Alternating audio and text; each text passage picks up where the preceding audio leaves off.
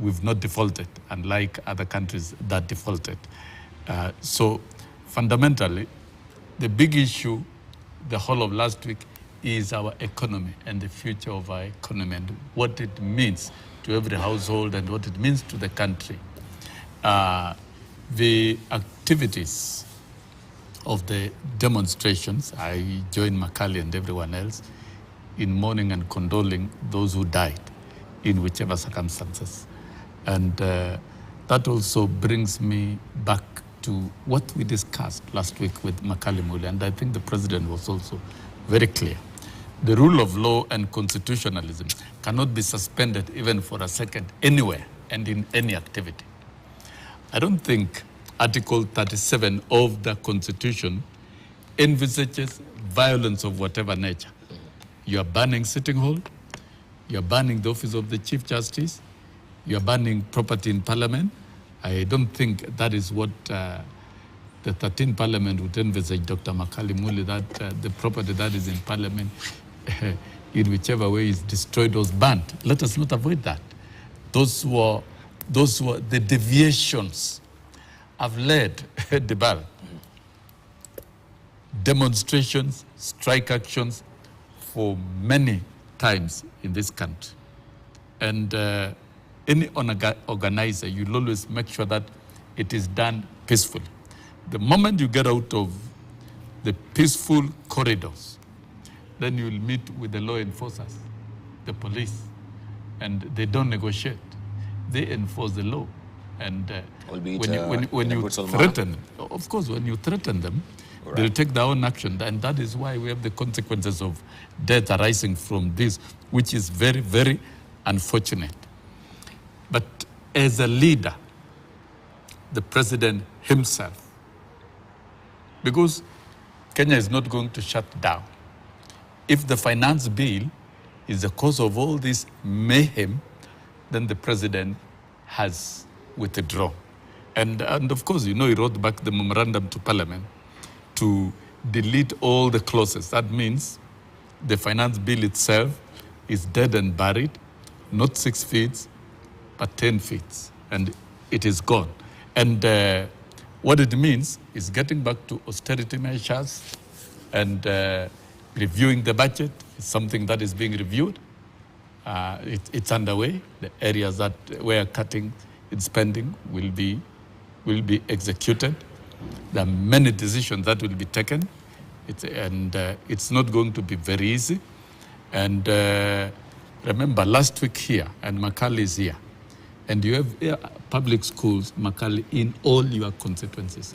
Yeah, you have teachers who have been onboarded through internship and they're supposed to be converted to P&P. Now, it's not very clear exactly what will happen. Though the president gave assurance yesterday that that is his mission, he promised, he will need more time to see how the economy is reorganized so that they can be accommodated. So it is not going to be very easy. Makali is an economist, and he'll agree in a more greatly limited resource base, it will be very difficult to expect and do so much. That is a challenge. And so the economy of this country is not going to be pleasant. All right, but for the next 1 year. Before you even go deeper there, I want you, let me just get my word of edgeways a bit. Because we have school opening today from midterm.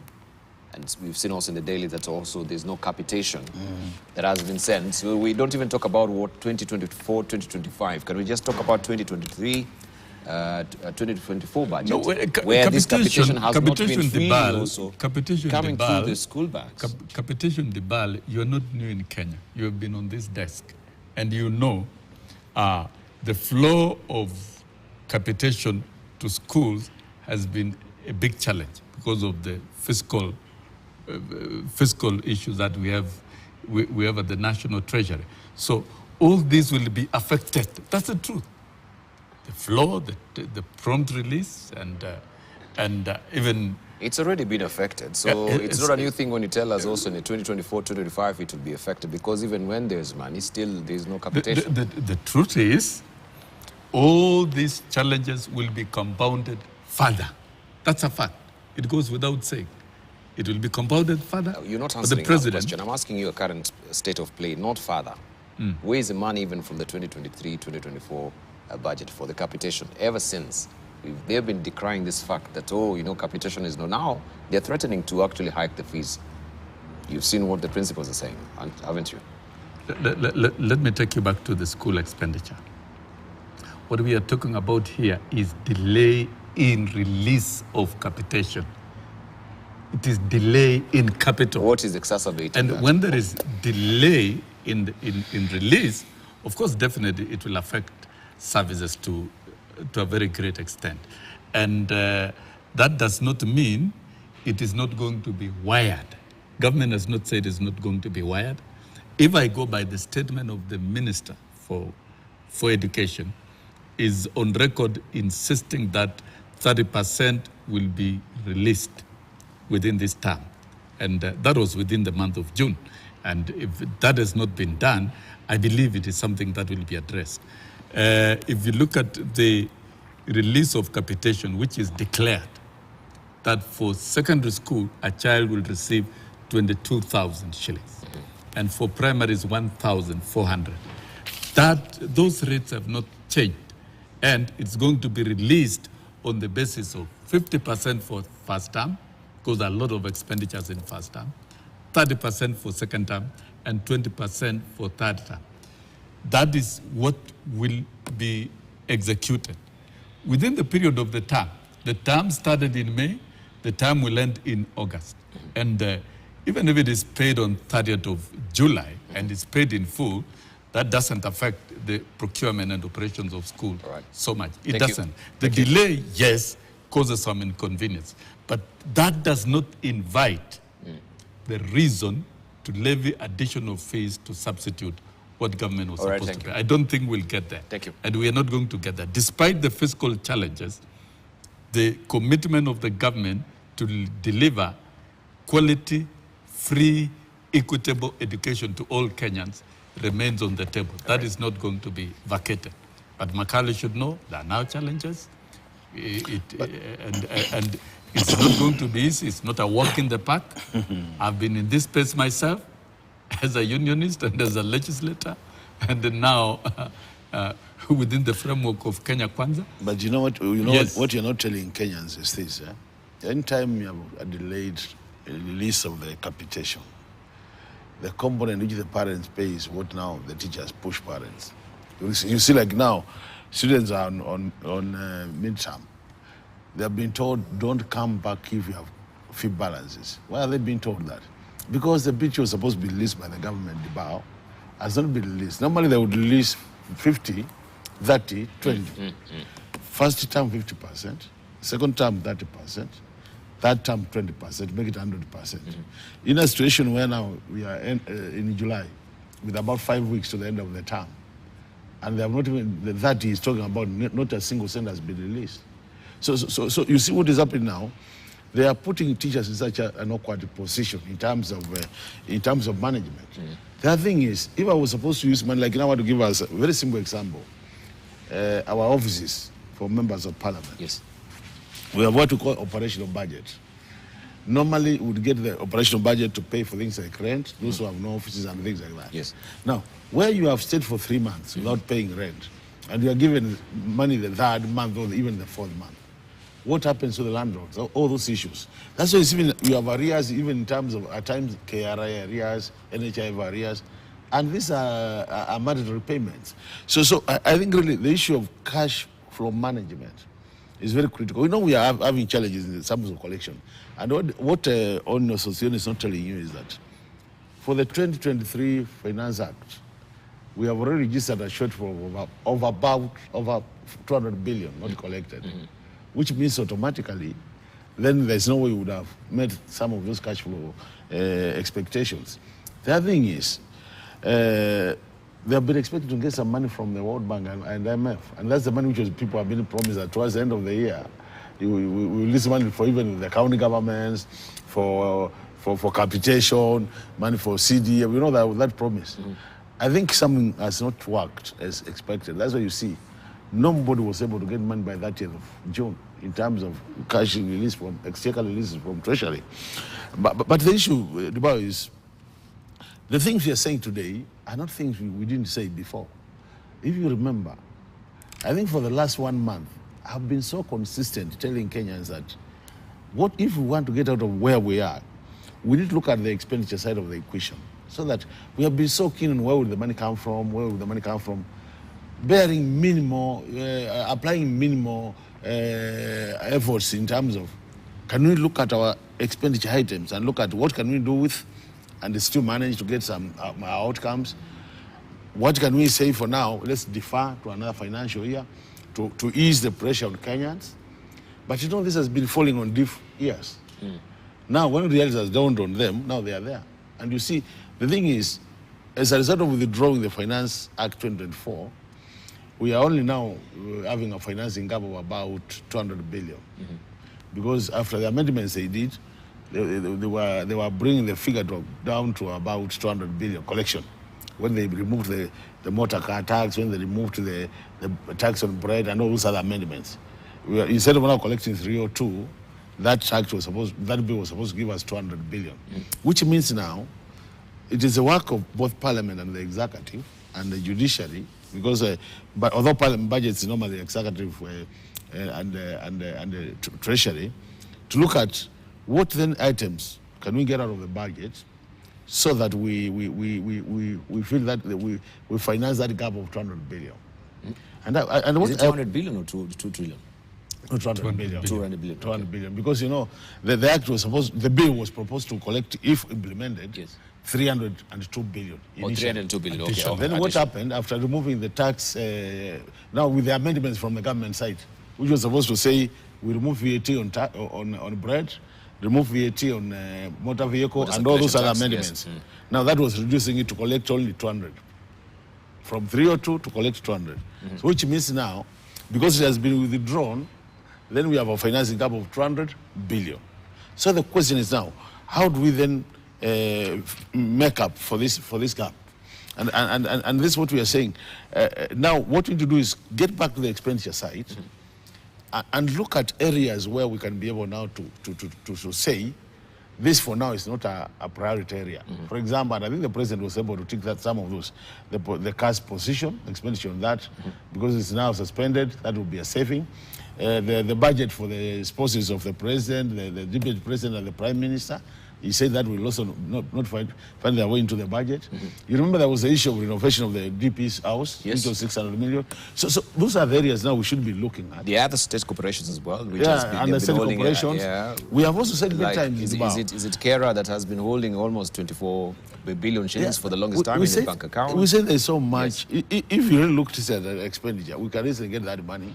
But my plea would be that as we do that, as an economist, I would encourage that we don't touch on development budget, if possible. Right, which also some other senators are calling out for. Yeah, we shall be looking at that as well. Current. But let's just see some of the stories that, of course, will act as a segue also to a conversation regarding also the abduction. We know what has really been happening lately, despite also the president reaffirming his campaign promise to end state instigated, I should say, abductions amid a wave of disappearances in the past week. There seemed to be no end in sight. Former Nandi Hills MP Alfred Keter is the latest victim, having been abducted outside a church in Nairobi on Sunday. Several leaders, among them KANU chairman Gideon Moi, have condemned the arbitrary arrest, saying it aims at instilling fear. He has since been released, but Grace Nyang has the story. And this fight is on, we will not relent. We have just started, it will move on. Whether you tear gas us or whether you kill us, we will soldier on. We are not going to stop. Sunday, in broad daylight, 3 plainclothed men manhandled and bundled former Nandi Hills Member of Parliament Alfred Keter, arresting him in a dramatic scene after attending a church service with his family in Nairobi. So determined, from a clip making rounds on social media, nothing, not even the cries from his children,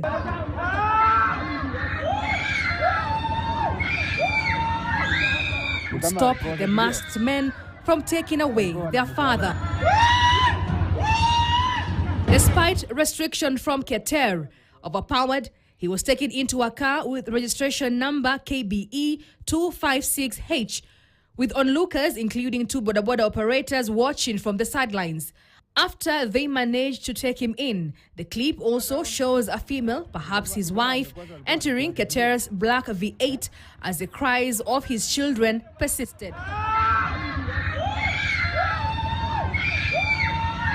In a statement on his official Facebook account, Keter said he was abducted and taken to an unknown destination.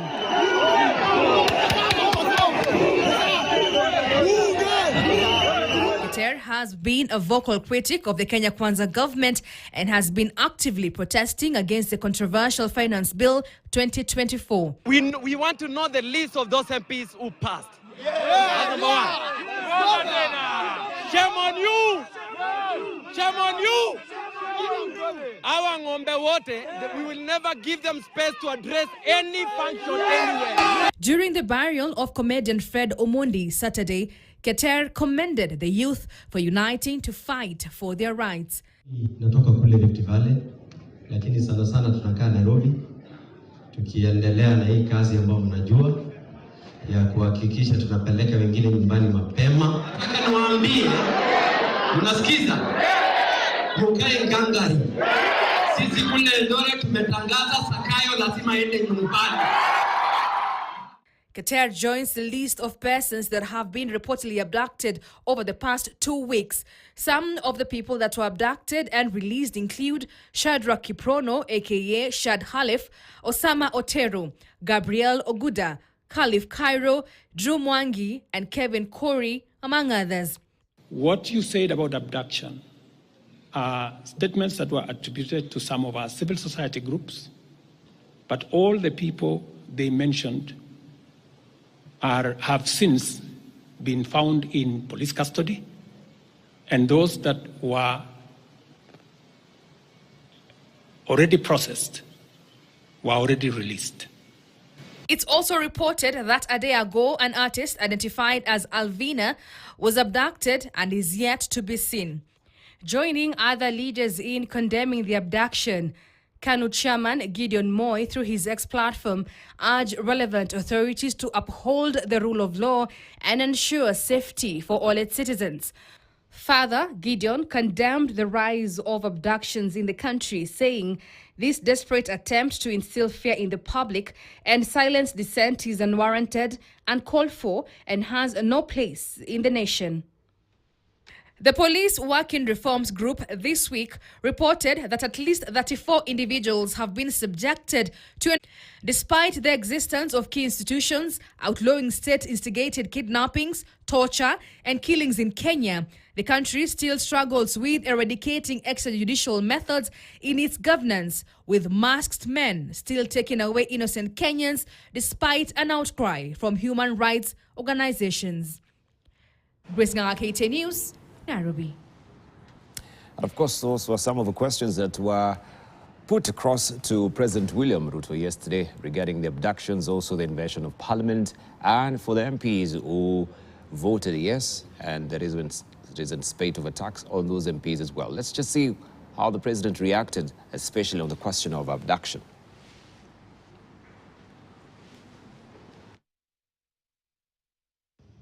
39 are missing through state-driven abductions. And first, they're asking a very simple question. 24 people dead. Your Excellency, do you have blood on your hands?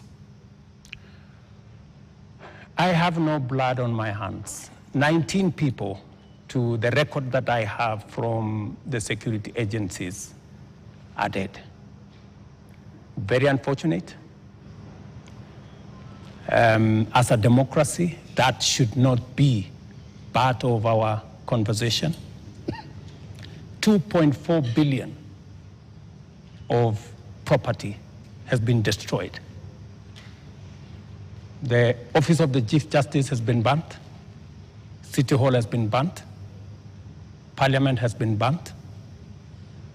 That is the situation. Let's turn lives, Your Excellency. 19 people dead. Your Excellency. We have 19 people dead. I said 24. Children were screaming. And a sound that we believe belongs to the wife was also heard. Screaming in distress. How does that make you feel? 3 things. I have told you, I made a deliberate decision to make sure that the police operate independently. That's number 1. Number 2, I have told you, if the police summon Linus Kaikai, and Linus Kaikai refuses to go to the police, are the police not entitled to come and look for you? When the police come to arrest you after they have summoned you and you didn't show up, is that an abduction? So let's have this as a confirmation. That no, I'm just asking you. Let's have this as a confirmation, Your Excellency, that Alfred Keter was summoned by police. He refused to the police have respond to issued the a summons. statement. I would suggest, instead of us having a back and forth, the police have released a statement. Can you check what the police have released, the statement? And you still not answered my question. Which the wife and children screaming that way. I mean, how do you feel, Your Excellency? I mean, my friend, every child, every mother feels the same when their parent is under attack. I mean, that is what it is. But let me ask you, what about the children? What about the children of those who have lost their lives because of the criminality of others? Don't they feel the same? So we just need to be a country of the rule of law. Impunity cuts. All right, and Deputy President Rigathi Gachagua has asked Kenya Kwanza leaders to address concerns that the people have with the Ruto administration. Speaking during a church service at Deliverance Church International Kapolong in Bomet County, the Deputy President called out leaders whom he said are displaying arrogance and opulence instead of working as per the manifesto of Kenya Kwanza administration. Ann Musungu has more. At a church service in Bomet County, the Deputy President commended the President's responsiveness to Gen Z's concerns by not signing the finance bill. He then appealed to this group to cease their demonstrations in light of the gesture. And I want to ask our young people, now that the President has guided tuongee maneno ya mambo ya kutoka kwa barabara tuachane naye. It is unnecessary now because already the government has accepted we need to engage. So hakuna haja ya mvutano, loss of lives, vitu kuchomwa, hakuna haja. The Deputy President criticized leaders for exhibiting arrogance and wealth rather than implementing the Kenya Kwanza administration's manifesto. He urged MPs to connect with grassroots communities, emphasizing the importance of understanding people's priorities. Na sisi nauliza viongozi wale wamechaguliwa, wale mumepata nafasi ya uongozi, mumekula, mumeshiba, hapana tapikia wale hakuna kitu wamekula, si ndio? Na ukishiba ufunike tumbo, si ndio? Na tunaambia viongozi mkuwe wa nyenyekevu na wapole mkiongelesha matajiri yenu, pana ongea na kiburi, si ndio? He also called out politicians who did not support the president during his campaign but are now attempting to drive a wedge between the president and himself. He called out the opportunistic behavior, suggesting these individuals are trying to manipulate the political landscape for their own benefits, despite not having backed the president's initial bid for office. Wale ambaye mlikuwa mtabui rais, mlikuwa mtaki yeye, mnasema hawezi. Saa ile amepata, mmekuja mmekimbia. Hata mnataka kukaa kabla sisi hatujakaa. Simewaona? Ati walikuwa nakutana huko wadi ya North Eastern, hawakupigia rais kura, hawakutaka yeye, ati wanataka kusomea mimi. Mnataka wanisomee mimi? Mimi ndiye mtu nilikuwa na rais. Mimi nilijua huyu rais anaweza. nikasimama na yeye na kulikuwa kugumu sana. Nyinyi mlikuwa pande ile, mlikuwa mnasema rais hawezi na kumtukana. Sasa mmekuja juzi, mnataka ati tusongee nyinyi, ati tutoke nje nyinyi mkuwe ndani. Sasa wanaweza chukua serikali yetu kweli? Sisi naambia mkaribuni, lakini mkuja polepole. Si ndio? Mkae hapo kwa veranda kwanza, mpewe chai hapo. Sasa wanakuja wanataka kuingia kwa bedroom. Itawezekana? And Musungu KTN News, Nairobi. And religious leaders in Nairobi have condemned Deputy President Rigathi Gachagua's statement blaming the Director General of the National Intelligence Service, Nuruddin Haji, for the unrest over the Finance Bill 2024. They say that Gachagua has no right to interfere with Haji. The leaders have questioned Gachagua's remarks, claiming that it is one of his ways to humiliate and undermine President Ruto's leadership. It is unfortunate for the Deputy President to make such remarks on the government officials he is in charge of. The Deputy President has repeatedly demonstrated unhanged tribal politics that demeans the office he occupies. This is reflected in his unwarranted, reckless, and public attack of national institutes, individuals that attracts nothing but national shame to his person and presidency. It should therefore desist from shaming, ridiculing defenselessly civil servants. Swali ni hii, ipo naibu rais alikasirishwa kwa sababu alipeleleza wauaji, alizuia mipango yake wa kupenduza serikali ya Rais Ruto. Naibu rais sharti ajitokeze na kufafanua kwa umma wa Kenya anachokifahamu kuhusu waliohusika na vurugu zilizochukuliwa maandamano ya amani ya Generation Z na kusababisha uharibifu. Ile matamuzi aliongea juzi kuhusu Haji. Mimi nataka kuuliza Gachagua. Tukiangalia hii Kenya, wewe ulisema wewe ndio mkubwa wa Mount Kenya na mimi ni mmoja wa Mount Kenya. Hiyo jambo haikunifurahisha hata kidogo. Kwa sababu ninajua ukiongelea maneno ya Haji akiwekwa pale, najua wewe ulikuwa mmoja wa hapo wa kusema Haji yako sawa. Sasa hivi umeanza kusema Haji afanyi kazi yake. Yes. Right. Now, for 2 Sundays, Generation Z have remained firm in their schedule of occupied churches with intentions to stop government officials from addressing their congregations. Our reporter Vera Mora sums up events that have been cancelled in different churches and prepared the following report. Listen, and listen to the people. Words echoed by Provost at All Saints Cathedral, Nairobi. In the second Sunday of occupied churches where the young people of Generation Z have forced politicians to stay away from pulpits. Unlike other Sundays, the president's official social media pages did not publish or stream Ruto's activities and speech at a church he attended and addressed, perhaps to reduce the public attention and the invitation of the Gen Zs as they promised. An Harambee event at SCK Cathedral Church in Uasin Gishu County that had brought together different politicians in the country was postponed after Gen Zs called the church's leadership.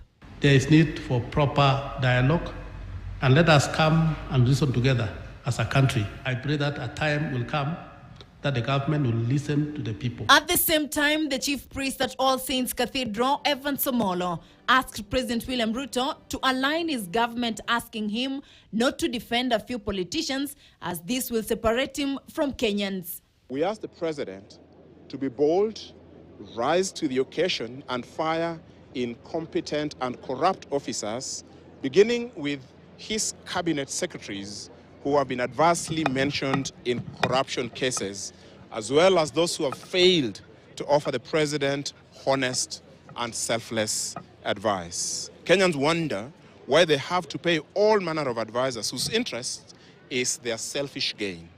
In Nairobi at Jivanji Gardens, young people lit candles as a memorial to those who lost their lives during the protest. Faceless, tribeless, leaderless. Generation Z have already released this week's schedule, inviting all Kenyans to join them during their Tuesday and Thursday demos. Vera Mura, KTN News, Nairobi. All right, we'll take a short break right now, but before we go, Zach's mambo ni matatu, just as we had him saying, yeah, 3 things. Accept our non-negotiable demands. That's what the bulletin reads on top there. Also, just remain with the status quo or resign. Mambo ni matatu. And of course, also keep going is what the International Monetary Fund or the Bretton Woods institutions are insisting as far as the finance bill is concerned. Also, earlier on last week, we know, or we're privy to the fact that IMF knew they were actually in the know regarding the uprising that will have come and their pro from the finance bill, but they egged on the president to move on still ahead. And no Gen Z beyond this point. This is what the Gen Z is saying, all right? For them that are going to the churches right now to sanitize themselves, this will not happen again, and that's why they've been occupying the churches, as it were. Finance bill, lest we forget, all right? I voted yes. And also the allegations of 200 or 2 million shillings bribery claim as far as the MPs are concerned. This is also what Gans had earlier drawn. All right, we'll take a